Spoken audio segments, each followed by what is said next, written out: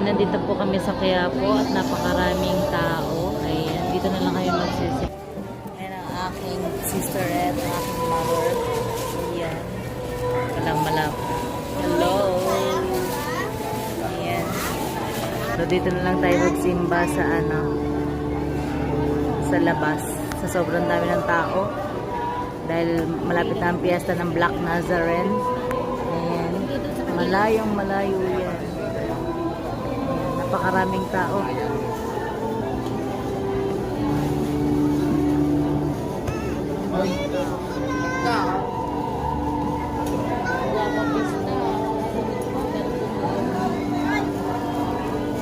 Ayan, punong-puno, ang daming tao. Maghihintay na sila para sa piyesta sa 9.